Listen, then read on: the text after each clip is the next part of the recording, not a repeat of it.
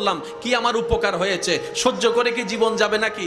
আপনার মনে প্রশ্ন যখন আসবে আপনি বুঝে নেবেন এটা আপনার মনের প্রশ্ন নয়, এটা শয়তানের প্রশ্ন আপনার মনের মধ্যে ঢুকাই দিচ্ছে, যেন আপনি অধৈর্য হয়ে আঘাত করে ফেলেন। কারণ মিস্টার শয়তান ভালো করে জানে আল্লাহকে পাওয়াই হচ্ছে বান্দার কাজ, আর আল্লাহকে পাওয়ার জন্য বান্দার যতগুলা কাজ আছে সবচাইতে হাই লেভেলের অন্যতম একটা কাজের নাম হচ্ছে ধৈর্য।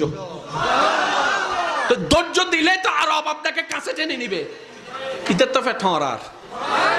সেজন্য ও চায় না কেউ ধৈর্য ধরুক, সেজন্য বলে যে বহুত ধৈর্যস্ত আর কি ধরিবি। শয়তানের বলাটাকে আমরা মনে করি আমাদের মনের বলা, এটা আসলে বুঝতে হবে কোনটা আমাদের মনের বলা কোনটা শয়তানের বলা। এবার আপনি শয়তানের কথাটা শুনে ছোট ভাইরে দইলা কলার সাইড দইলা মাইরা দিয়েছেন, নাক একটা ফাটাই দিয়েছেন। কার কথা শুনে? জোরে বলতে হবে, কার কথা শুনে? তাহলে দোষীকে শয়তান, দোষীকে। এবার যখন আপনার হাঁটাজারির পুলিশ আসলো, পুলিশ এসে যখন আপনাকে গ্রেফতার করতে চাচ্ছে, আপনি বলবেন যে স্যার আমার কোনো দোষ নাই, উইথের দোষ।